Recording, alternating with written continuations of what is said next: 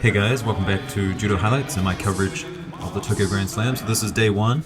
Day one, a little different to other Grand Slams. Under 73s, under 81s, and under 90s for the men's. Under 57, under 70, and plus 78 for the women's. Not the best day for the home country, Japan, but some pretty damn good judo, and we're going to talk about it here, starting with Lombardo. And now Lombardo, I think he's been doing really well at under 73, just kind of slowly building, having some good results.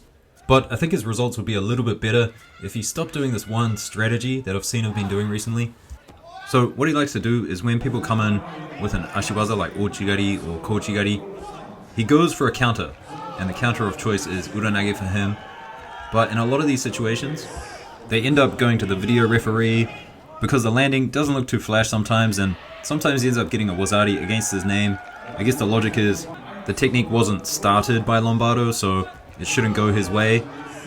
I agree in this situation, not a score for Lombardo. Actually, you could penalize Blue for grapevining, but he was very lucky to walk out of this situation with no score, and then came back, got a bit angry, got the ippon here, and made it all the way to the semi-finals, where he faced off against Heidorov. And a similar situation. Heidorov goes for the ashiwaza, kochi, and here's Lombardo with the counter. Now, we're going to have a look in slow-mo, because in this situation, I want to give it to Lombardo, and I'll explain why. So, a lot of people are probably not going to like this opinion, but you could say that the technique started here by Lombardo. Here he is setting up the uranage. But then here, Heidorov, good frame of mind, goes for the kochigari. But watch what happens next. Lombardo clears the leg. He clears the leg from the kochigari and then finishes his technique.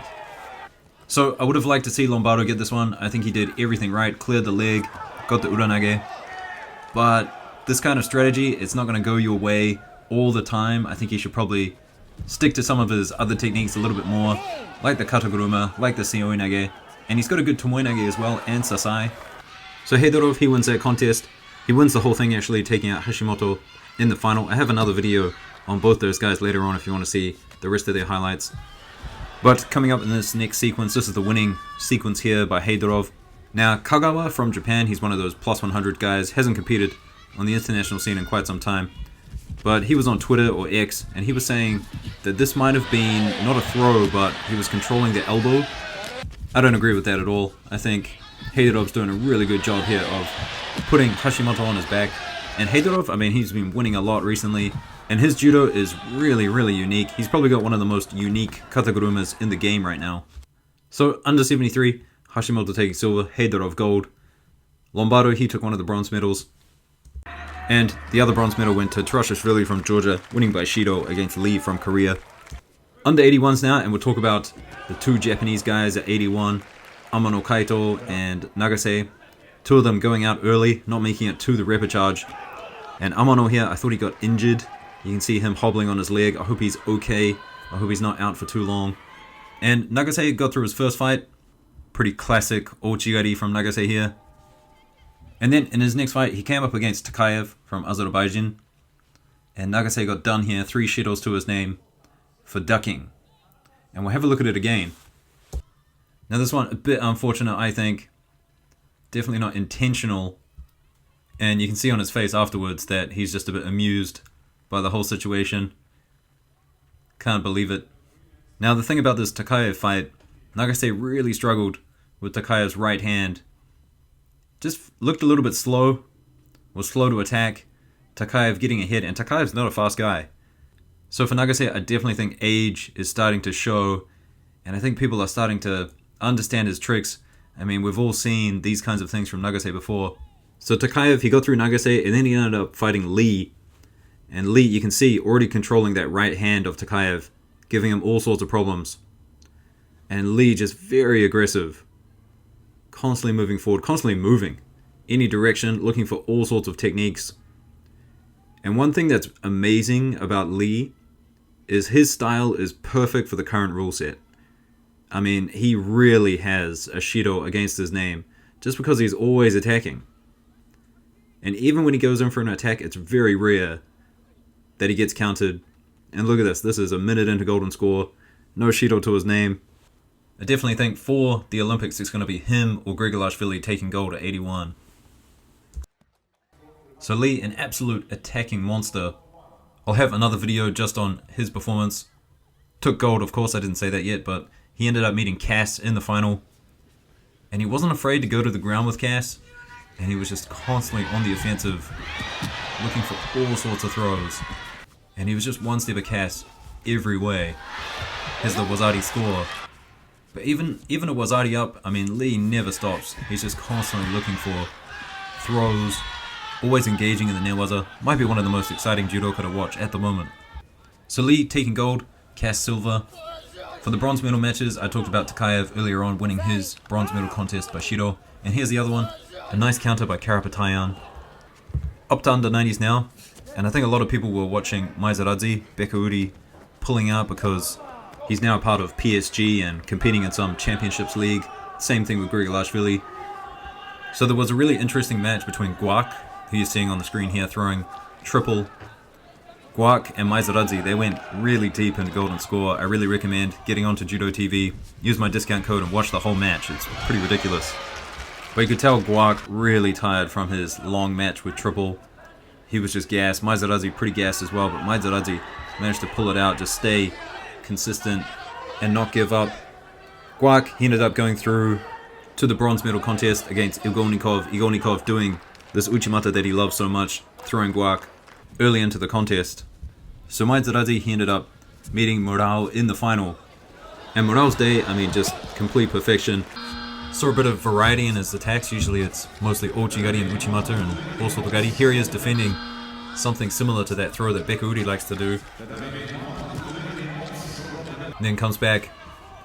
Nice Ochigari here for a Wazadi. And then gets a good counter here. I guess it's a Sumigaishi, but kind of looks a little bit like an Uranage. Look at that. Nice Ippon. Good to see that from Murao. A really great match against Palati. I hope you guys go and check that one out. It's a really good match. Bit of back and forth. Ended up Murao winning by Shidos, but he was definitely attacking more than Palati. I mean, look at this. Very lucky for Palati to get out of this one. So the final, Maizaradze vs Murao. And I think it was pretty one-sided, to be honest. Murao just doing his thing, always in the positions that he likes. And this is not going to look good for Maizaradze heading into the Olympics. Losing against Murao, and then Bekauri has a win against Murao. Although I'm betting that the next time Murao and Bekauri fight, I'm pretty sure Murao is going to get it. There were some good signs in that last time that they fought. And here's a score against Maizaradze. So Murao, pretty flawless days, takes gold. Maizaradze silver. Palati, he ended up taking a bronze, as well as Igolnikov. Under 57 now, and it was Deguchi's day. Obviously Klimkite as well competing, but Deguchi went all the way, taking gold. Now I will have another video on Deguchi later on, but I'm just struggling to get some of the footage for the women's divisions at the moment. So Deguchi with the gold, and then Lian from Taipei, she took one of the bronze medals, and Klimkite, unfortunately, she ended up with a bronze. So if you're Canadian and kind of following this whole Deguchi and Klimkite situation, let me know in the comments what you think. Just from my perspective, I think Deguchi is ahead at the moment. Under 70 now. And another kind of weird situation. Van Dyke, she took gold. Tanaka with the silver. Now, Tsunoda, she ended up with a bronze medal, but she went through the repechage, her first repechage fight against Poling. Poling was out, not sure why, injury potentially. And then in the bronze medal contest, Terada from Japan also out. So Tsunoda went through the repechage, didn't even have to do anything, and ended up with a bronze medal. Muskulu, she ended up taking bronze, taking out Taimazova. Taimazova, a really good competitor from Russia. She's had some good results, and I do like her judo, but unfortunately here, she gets choked out, and it's not good. She goes to sleep. Now I'm going to play the whole clip. This is the entirety of the clip that I have. I'm not too sure what happened after this. But you can see here, she's choked out. If I was the ref, I would probably be calling this a way earlier than the ref did here. It was pretty clear that she was out very, very early on. And if I was white in this situation, I would be indicating to the ref. I mean, when you're choking someone out, you have a pretty good indication of when they are out. And so, I mean, white, I think it would be good if she really kind of signaled to the ref much earlier than this. And so the Japanese medical staff come in, lifting the knees. This is very typical in Japan. Don't see it happening in other countries, and I'm not sure if there's actually any kind of medical evidence that says this is an effective technique at waking someone up. Some people actually punch the bottom of people's ankles. I'm not sure if that works either. But she doesn't wake up, and so at the end of the clip here, they end up calling over, I guess, a stretcher or other medical staff or something.